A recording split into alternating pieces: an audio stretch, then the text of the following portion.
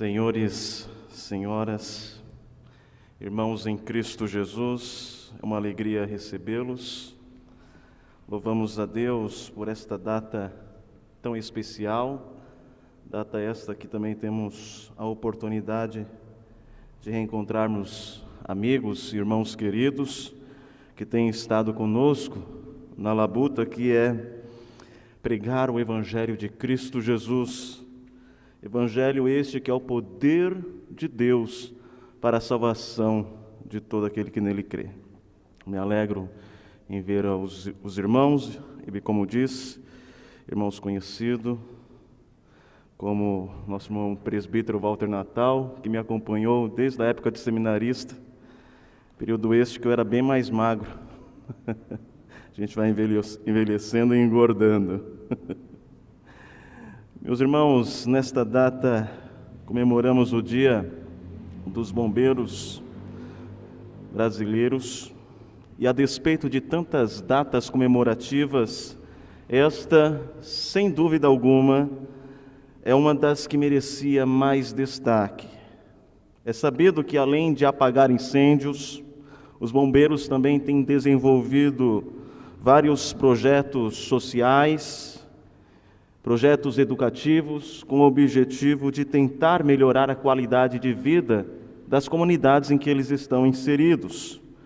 Também eles socorrem animais em perigo, auxiliam pessoas que enfrentam situações de grande estresse, como tentativa de suicídio, afogamento, desaparecimento e traumas provocados por acidentes. Nós vimos alguns trechos no vídeo dos bombeiros em ação, praticando essas atividades citadas.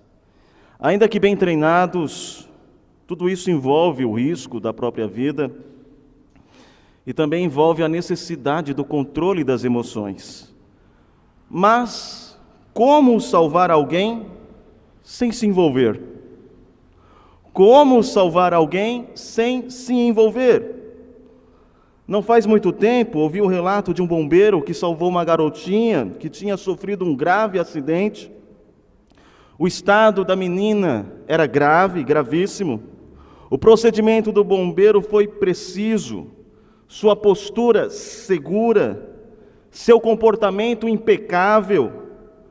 Mas ao chegar em casa, desabou em choro ao ver sua filha, da mesma idade que a garotinha, segura, dormindo em sua cama.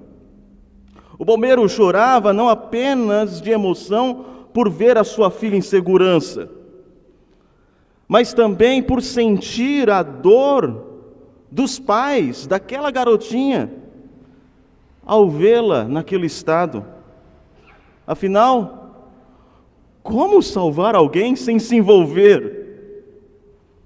Sim, vocês são heróis, treinados para salvar vidas, e cada um ao seu modo se envolve de alguma forma com aqueles que são salvos.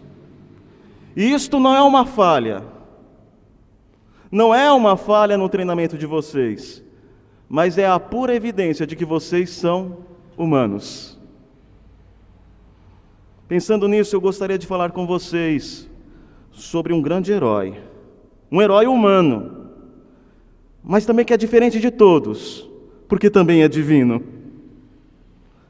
Eu quero falar com vocês sobre aquele que efetivamente tem salvado pessoas, mas tem se envolvido com elas, pois ele não é indiferente à dor daqueles que ele salva.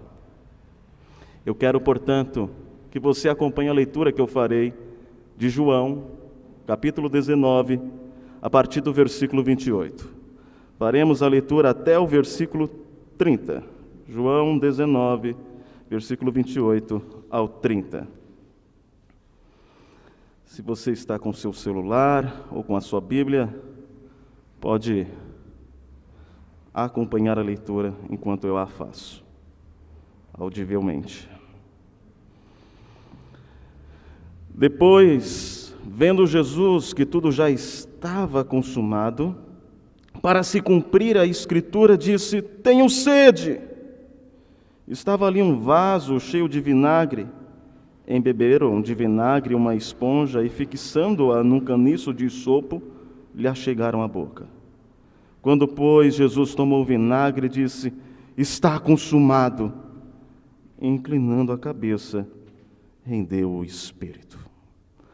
Você não precisa ser teólogo para saber que o cenário é aquele que retrata a morte de Cristo Jesus, o nosso Senhor e Salvador.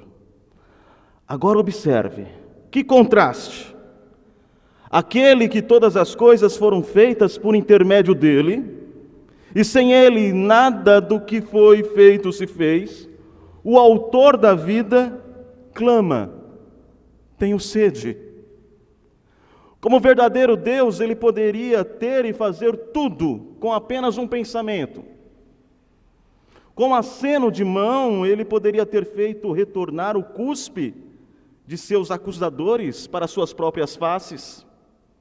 Com o arquear de uma de suas sobrancelhas, ele poderia ter paralisado a mão do soldado que o batia.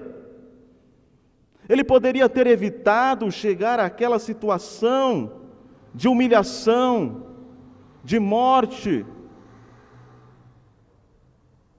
de tortura. Com apenas um gesto, ele poderia ter bebido a água mais refrescante de todo este mundo. No entanto, Jesus Cristo nunca utilizou o seu poder divino para seu conforto pessoal. Antes clama: tenho sede. E este clamor não é um pedido por compaixão de si mesmo. Não é um pedido para que seu sofrimento seja atenuado, mas é a expressão da intensidade das agonias que ele estava passando. Por mim, por você, por todos aqueles que creem e se rendem aos seus pés, tendo-o como Senhor e Salvador. O Senhor dos Senhores, o Rei da Glória, o Eterno, sente a necessidade mais básica e essencial à vida humana. Ele sente sede. E por que ele teve de sentir sede? Por que ele teve que passar por tamanhas dores? Por que ele teve que ser humilhado? Ele sentiu sede porque aquele que é verdadeiro Deus é também verdadeiro homem. Ele não é indiferente à dor humana, porque ele é verdadeiro Deus e verdadeiro homem. E como homem, ele sabe o que é sofrer. E Jesus teve sede, obviamente, porque era homem. Por ser verdadeiro homem, o autor de Hebreus declara, no capítulo 4, versículo 15: porque não temos sumo sacerdote que não possa compadecer-se das nossas fraquezas. Antes ele foi tentado em todas as coisas, à nossa semelhança, mas sem pecado. Ele não pecou, mas ele tinha todas as características que um homem, que uma pessoa comum tem. Sede, fome, ele teve de dormir, chorou, sentiu emoções, mas nunca emoções pecaminosas. Ele teve tudo aquilo que é essencial à humanidade. E nós sabemos que o pecado não é essencial à humanidade, o pecado é um acidente que se deu depois da queda. Mas tudo que é essencial à humanidade, ele tinha. E por isso ele tem sede. E por isso ele pode se compadecer das nossas dores. Jesus Cristo reconhece os seus sofrimentos e se compadece de você. Ele não é indiferente à tua dor. Conta-se que Charles Spurgeon, pregador batista do século XIX, estava sentado num trem e um senhor com a perna quebrada, com muitas dores, se assentou em frente a ele e falou: por gentileza, eu poderia, já que não tem ninguém ao seu lado, esticar a minha perna, porque está doendo muito? Posso apoiá-la no banco ao seu lado? Ele falou: pode. E aí passou o responsável pelo trem ali e falou assim: o que é isso? Não, desculpe-me, Senhor, é que minha perna está doendo muito e eu estou apoiado aqui para aliviar a dor. Não interessa, tire a perna daí, tire o pé daí. Mas não tem ninguém sentado? Não interessa, tire o pé daí. Ele tirou, passou alguns minutos, a dor estava intensa, ele retornou a colocar, e como um passe de mágica, aquele responsável pelo vagão apareceu de novo. Eu já disse, tire o pé daí, mas está quebrado, está doendo, não interessa. Conclusão de Charles Spurgeon: este homem que estava brigando nunca quebrou uma perna, porque se tivesse passado por esta experiência, saberia a dor que o outro está sentindo. Mas você não pode dizer isso de Jesus Cristo. Ele conhece as nossas dores. Em Jó capítulo 10, Jó diz: Deus, tem tu olhos de homem, o Senhor vê como eu vejo. São os teus dias como os dos mortais? Acaso o Todo-Poderoso sabe o que é sofrimento? E a resposta de Deus para Jó e para todos aqueles que em algum momento acharam que Deus é indiferente à dor humana, a resposta de Deus para eles é: e o Verbo se fez carne, se tornou homem de dores, que sabe o que é sofrimento. Em seu processo para salvar os seus, ele sofre. Ele não é indiferente, ele se envolve com aqueles que ele salva. Isso é amor, meus caros. Isso é compaixão, expresso no ato de se tornar um de nós. Ele se fez homem para ser o intercessor capaz de reconciliar o homem com Deus, sendo ele o representante dos seus. O Verbo se fez carne, e por isso pode se compadecer das nossas fraquezas. A encarnação do Verbo nos mostra que Deus não é indiferente ao sofrimento humano, pois ele foi homem de dores em Cristo e sabe o que é sofrer. Ele se compadece.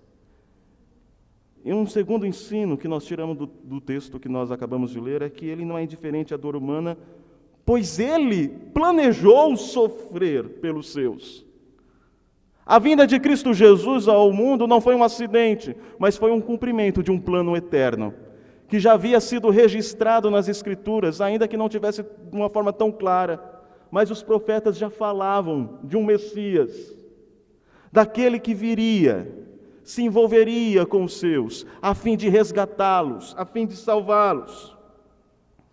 Ele teve sede principalmente para que se cumprisse as Escrituras.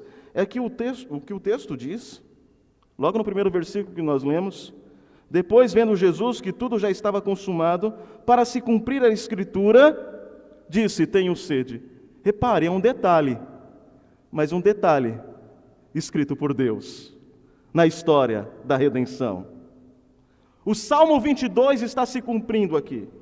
Quando nós lemos nas palavras do salmista: o seu vigor secou-se como um caco de barro, a sua língua se apegou ao céu da boca. E em sua angustiante sede, lembramos não somente do Salmo 22, mas também do Salmo 69, versículo 21, quando lemos: por alimento lhe deram fel, em sua sede lhe deram a beber vinagre. Tudo está se cumprindo conforme planejado. Quem é o homem crucificado na cruz, que diz ter sede? Seria mais um criminoso? Um inimigo de Roma? Um mártir apenas? Não. Este homem que diz ter sede é o cumprimento das Escrituras. É o Filho de Deus, o Messias prometido, o servo sofredor, levando sobre si as nossas enfermidades e dores. Ele é o ferido de Deus, transpassado pelas nossas transgressões, moído pelas nossas iniquidades. Porém, por causa de todos os seus sofrimentos, nós, aqueles que creem, foram sarados. Isso é amor, isso é compaixão, expresso agora no ato de humilhação, tornando-se homem e sofrendo em favor de nós. Terceira lição: em seu ato de salvar os seus, Jesus Cristo se envolve. Ele não é indiferente à dor humana porque planejou a redenção.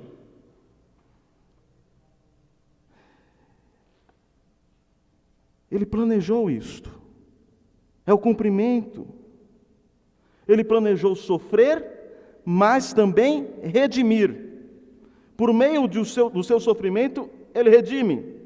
Ele teve sede, ele sofreu na cruz, para que fôssemos saciados espiritualmente. Na angustiante sede, Jesus ingere uma bebida ácida.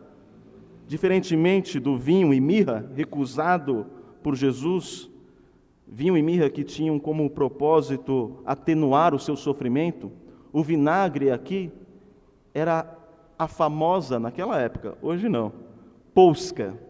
A polska era um vinho barato, bebido pelos soldados. E de acordo com os estudiosos, esta bebida dava um novo ânimo ao prisioneiro. Mas a intenção não era boa.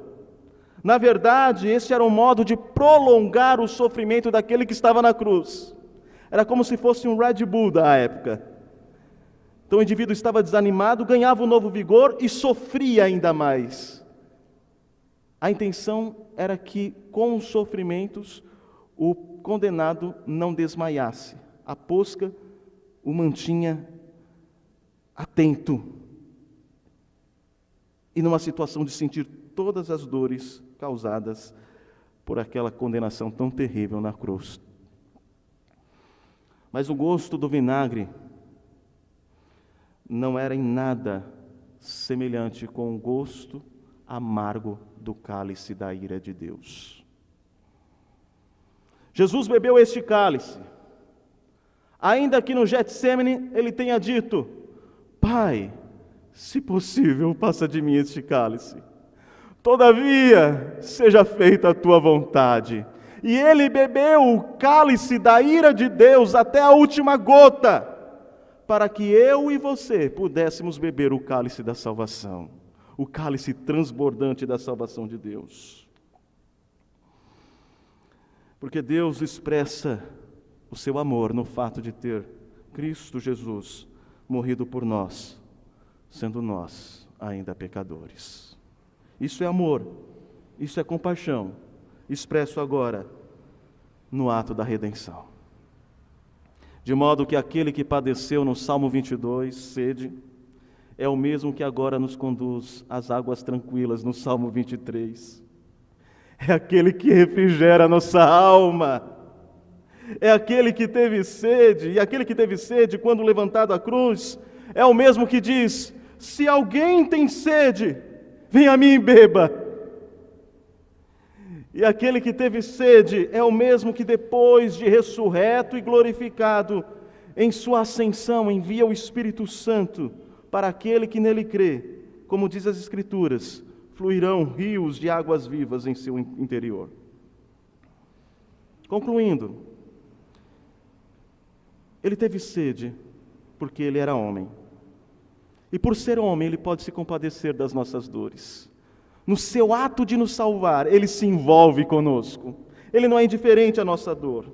Ele teve sede para se cumprir as Escrituras. Tudo isso foi o decorrer de um plano feito desde a eternidade pelo Pai. Ele é o Messias sofredor. O cumprimento das Escrituras e das profecias veterotestamentárias. Ele teve sede para que jamais tivéssemos sede novamente. E eu me refiro aqui à sede espiritual. Aquele anseio que somente Deus pode suprir.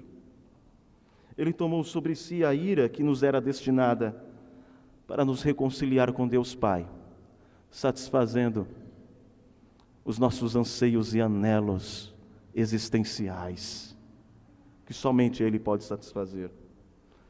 Por uma vida que não vivemos, por uma morte que não morremos, na vida de Cristo, na morte de Cristo, descansará nossa alma para sempre.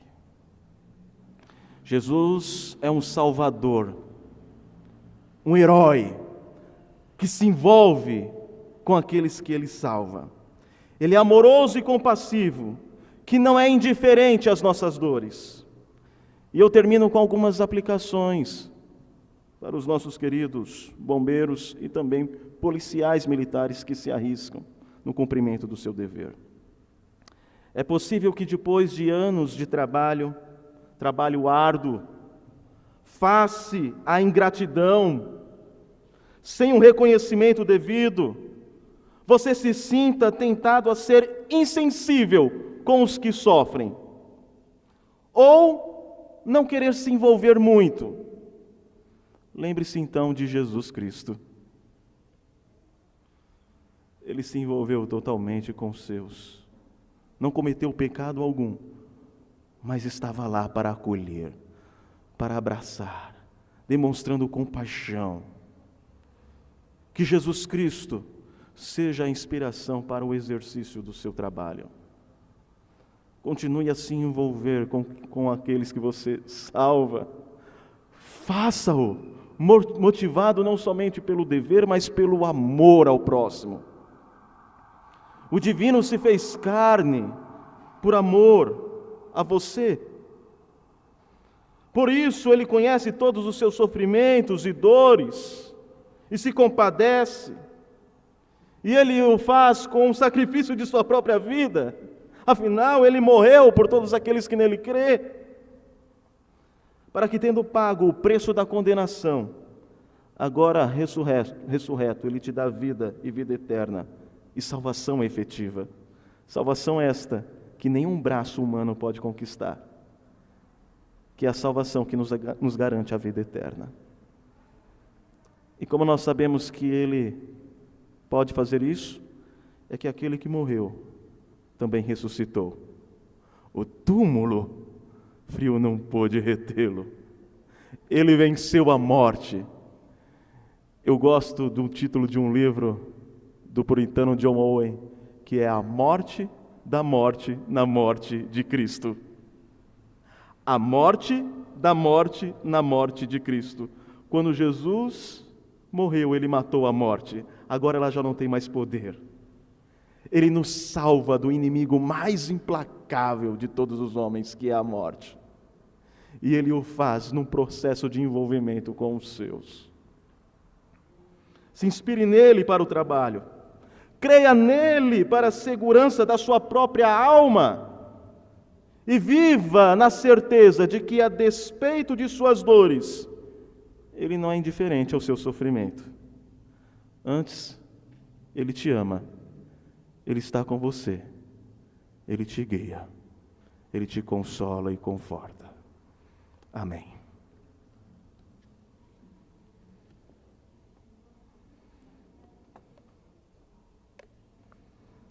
Vamos ter uma palavra de oração.